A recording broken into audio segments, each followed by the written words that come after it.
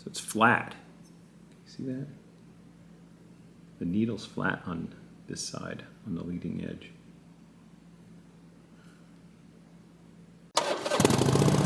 Pushrod Fury! So check it out. How many people have trouble with their XS750 carburetors? Everybody. Just read the forums. Anyway, what do we got here? Some Lectron Carburetors. No, I didn't win the lottery. I just happened to be in the right place at the right time. And I found a Lectron carburetor. And you can, the first thing you notice, that seems kind of wide. So I think these are 38. Anyway, they're big. These came off of a 750 Kawasaki 2-stroke. So these came off of a Kawasaki H2. They originally put together, I guess, Fast by Gas, that guy. Anyway, these things don't have like separate jets. You can look up the details. You can go on their website and all that stuff. But best invention ever, clear float bowl. So if you look really close, can you see it? See the camera auto? Yeah, look, see? There you go. You can adjust your floats, and then you can see through the bowl and see what level the fuel is and make sure that your floats are at the right height and your fuel level is at the right height to get proper carburetor function. Okay, enough blabbering. Now, how am I going to make this work? I've got a Kawasaki triple cable. So if you're a Yamaha XS750 owner, you've got a single throttle cable, and that cable goes to like the throttle arm, whatever that's called, and a shaft and all this other stuff.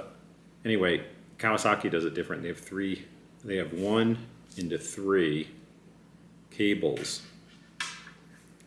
and then when you pull on the throttle, let's see, come on, focus. There we go. The cables all move in unison. See that? And how does this work? Because it's not like perfect. It's not perfect, right? The setup I have. So we look. The Lectron, it's a flat side carburetor. You can see that keyhole. So I was anticipating like a barrel end sliding into there, but let's see if we can get this to focus properly. That is going the other direction. So at first I thought, okay, I've got a disaster on my hand, it's not going to work. But it actually does. So I'll show you here. See in there? Yep. Okay, now how do we do this so that I don't look like a lunatic and you can see it function? So, there you go.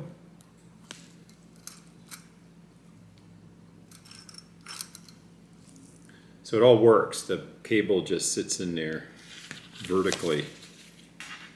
And how do you do all that? Well, you take the slide out. So we're going to take that out. And of course, everybody watching signed up to watch me remove a bunch of screws. So just get this taken out real quick. That Electron, Troy, Michigan. That's what I'm going to get. Holding it down because of the pressure. You want to ship the screws right across the room. 2, 3, and then this is going to come out. It's got a nice long spring. And then we're going to push that slide up from the back. Just going to slide that up. Or just let it drop out.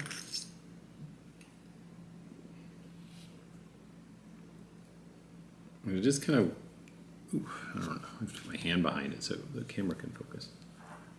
So it's flat. See that?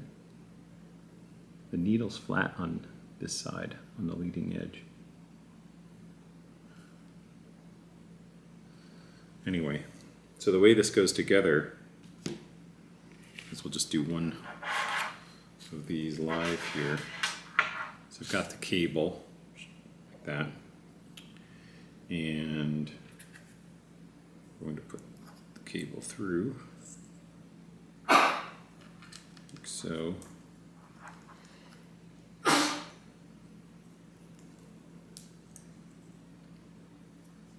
Compress that spring a bit. So got that. Okie dokie. It's really not that bad. So then you have this through, oops, this through here.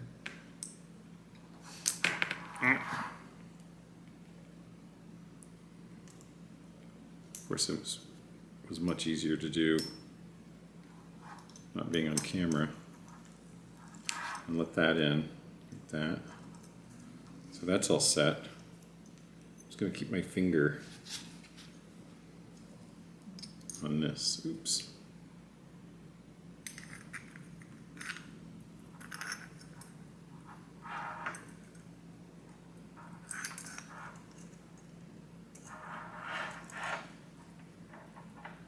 I've got this set up here.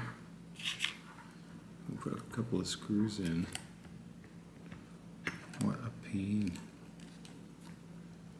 Urgh. Okay. Now I don't know of anyone that's used the Electrons on an XS750. All of the attempts to like get the bike going again, people did some weird things like mess with the floats and mess with all kinds of parts that they shouldn't have been touching in the carburetor, and then you have to go through and check everything. And what was really strange is that the floats would come out of adjustment, say over the course of like a year of use, they come out of adjustment again, like significantly, a couple millimeters. Anyway, I also found out that if you don't remove the needle valve and clean it properly, it just does not come clean. All right, they're back. I can bench sync these, so I can do it like at, you know, different portions of throttle, and then just adjust the cables to make sure they're syncing, and then I can bench sync and vacuum sync them. But yeah, look at that. I've got two ready. All right, I'm gonna not torture you with the third one, but I'll be back after I get this done, so I'll be back in a minute. Look at that. Oops. And you can't see anything. Let's just have to have me hold the camera then. That's a lot of...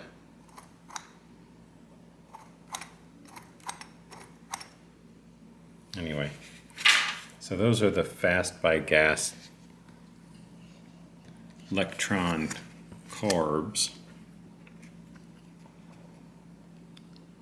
And the idea here is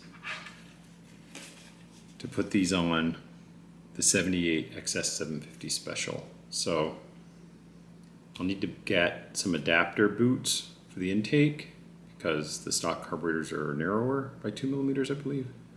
And get these on here. It looks like a pretty quick test, right? So we're just gonna make a splitter and get to these 3 separate fuel intakes. Can you see that? Yep. So we'll go from 2 into 3, make sure that the fuel level is all correct. As we can see there, boop, make sure the fuel level's right. That'll be super simple. And then fire the thing up and see how it behaves. I did notice this while I was assembling them off camera. See how there are, see there's the seat and a lock nut. I'm doing a bad job with this. See that? One of the carburetors is missing it. So this carburetor does not have that. So I'll have to order one from Lectron. You can see I got a little free play in there. So I'll have to order that. But this looks like a fun little project to try out. Weather-wise, not so great. Super cold. Anyway, so there we go. We've got using a Kawasaki cable, 3-into-1 cable. Oops, and 3 gorgeous Lectron carburetors that are in like new condition. We will eventually get these on the XS750 and see if we have a mess in our hands or an improvement over the stock carbs. All right, thanks so much. Any questions, let me know, and stay tuned to the channel. See what it's like when these things get bolted on to the XS750.